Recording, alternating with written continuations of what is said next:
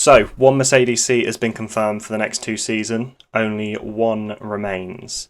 Mr. Lewis And Hamilton. at the moment, in my eyes, there is only one person that should get this seat. I think they are performing so far above where they should be.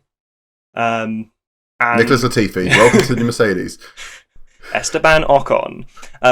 No, but in all honesty, I think it will be criminal if they do not give it to Russell. I think you look at the recent qualification, every race this year he's got into Q2. Latifi is yet to get into Q2. Mr. Saturday. This weekend, he got into Q3, then held a car that's quickest lap was half a second slower than the cars around it, held that car in 10th place until like 5 laps from the end. He is driving out of the potential, like driving the potential way further than what that car should be able to do. Yep. And he's doing so much for that team that, you know, hopefully next year they'll have a great year with all the changes and everything like that, because obviously a lot of their focus will have been on that. But I think at some point he's got to turn around to them and say, like, you know, either you've got to give me a car, you've either got to give me a car that at least once a year I can fight for a podium, or I'm going to go. Yeah, he has to. For his career and his sake, he either knows an amazing package coming out of Williams. New rules could be groundbreaking, could be the next hot shit, could be flying out of nowhere, could be the next Pink Racing Point thing. You don't know what's going to be. Like when Mercedes broke away and, you know, did all that and Lewis went and followed them. But I think for his sake and his career, he needs to look at the field, what's going on. Red Bull haven't got a full driver lineup. They have only got Max for next year, certainly locked in. They haven't got Checo. Yeah.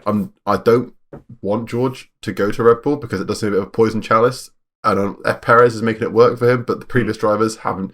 And for a young driver coming through, you need to have a team that's either going to value you the same or put you higher. And Williams are currently putting him higher than Latifi, I would like to think, purely because he's going to Q3. He's finishing P10, P11, getting P8 on the P9 on the grid, finishing P11. Like whereas Latifi starting, he's making P19, finishing P16, whatever it is. He's making sure Williams stay above Haas in the. He's keeping Williams relevant. Yeah, he's doing things. Look at right today. Go down the thing. Alfa Romeo 14-15. Alfa Romeo have actually got points this season. Kimi Räikkönen, renowned driver. Giovinazzi has promised the car's got a Ferrari power unit. It's a better car than the Williams. He's finishing above them. Today, George Russell finished above, the AlphaTauri of Yuki Tsunoda with one of the best Honda engines, the best power units on the field, with a lot of the non-wetted parts coming from Red Bull straight into that car. So it's basically a baby Red Bull because you can't obviously copy wetted parts. You've got Lance Stroll and the Aston Martin, basically a Merc, as we know it is. Sebastian Vettel's put it. Where did Vettel finish? Vettel finished 17th because him and Raikkonen decided to crash into each other, didn't they? So George beat both Aston Martins, both Alfa Romeos, both Haas's. But you see what I mean? You look at the board, and he was fighting with world champion Fernando Alonso.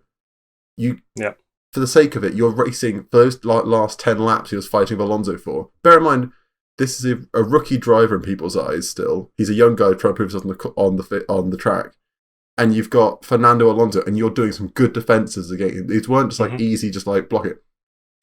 Alonso got down to 0.2 a second, and George would just send it, and he'd get it the perfect defence on. And it was just Fernando Alonso gave him one of his helmets a couple of races back. I think it was the French Grand Prix, saying to George, future world champion, on the side. Fernando Alonso rates this kid, but he needs to move. He has to go somewhere else. There's not a lot of places. If you were George and you went, okay, the Mercedes seat, Valtteri's got it.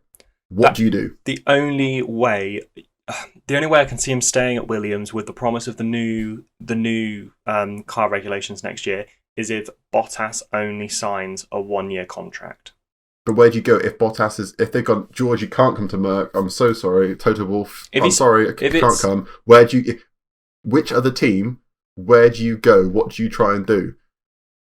There's nowhere to go. There's nowhere to go, which is why AlphaTauri have no confirmed seats yet. AlphaTauri contracts, as you know, it works. They're like a normal academy team, a Red Bull sister team.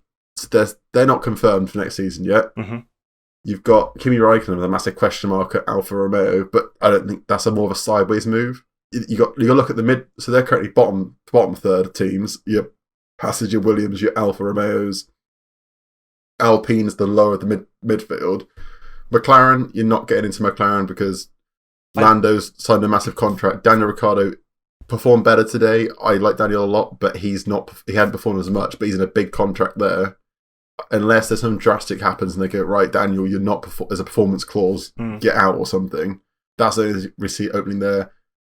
Aston Martin, unless Seb just flies off and says, I'm not racing anymore, sorry, I'm done. That's not going to happen because Lance Stroll's locked in there. Like, there's nowhere to go. The only way he leaves Williams at the end of this year is if Mercedes come along and offer him the seat. If they don't, and he sees that Bottas is only on a 1-year contract, then you say, okay, we'll try it out with the new car and everything like that for next year. See how it is. Hope that the car's decent for Williams, and then you hope that you get your move to Mercedes. Then you basically fingers crossed. And this is again, we're saying this is the hope that you go to Mercedes. We want George to go to Mercedes, both of us and both our agreement. We want George to go to Mercedes by the sounds of it. But think back to the V6 hybrid era when Mercedes started their reign, and because Red Bull previously were winning and winning and winning, and then it's only until now Red Bull started winning. Imagine that. We're thinking that it's like Mercedes of last year going to come through and just keep smashing it into the new season, which is highly likely because they're one of the better teams in the grids. But what if new regulations, all the rules change, and all of a sudden Mercedes are a midfield team, and you've got up there at the top three, like let's say Ferrari, McLaren, and Red Bull, and Mercedes are a midfield team because the rule changed. Then George has moved, and he's not okay. Yeah, but he's moved in the right direction. That's the thing. He needs to move in the right direction, and he's putting himself in the best possible opportunity to score those points. And he has already proven that he can in that car. Obviously, the car will be very different next year. Yeah. But I don't see him getting in at McLaren. I think in terms of progression then for when Lewis retires, because I think at the end of this 2-year contract that he's just signed, I think he will finish. That'll be him done. It'll be him pushing almost 40. He won't be doing it Kenny. Yeah. He won't be staying on, I don't think. He doesn't need to. He won't bother, no. And I think after that point, then, go from there, and then George becomes the number one kid there. He becomes the guy. George Russell against Max Verstappen at that point, it'll be. And then you Norris as well, I reckon. I genuinely think it could McLaren as well. Do you reckon Max, obviously, Checo won't be around for much longer, you see the new breed come through. Where do you think the new breed's going to go within the sport when you see the holes opening? Because I'm looking at you look at the field, it's looking a bit congested, but give it a year or two coming through. You got Guangzhou for coming through the Renault Academy from F2. He's not racing F2 next year. From Alpine, he was the favourite to go into Alonso's seat, but obviously Alonso came back to F1. You've got even Nico Hulkenberg is the reserve driver sat at Aston Martin still. You've got some really good drivers and talent out there that are wanting to get in the sport. Jack Aitken, again, Callum Ilott. You've got some really good F2 guys and reserve drivers. You've also got to see how the cars next year, see how they drive. Because if they do drive differently, you could end up with a quarter of the field, so all of the old people within the next 2 seasons. Like if Lewis decides that he's had enough, if Alonso decides he's had enough, you've got Vettel could turn around and say, no, I'm done. Raikkonen, you've got a lot of spots opening up there, like you say.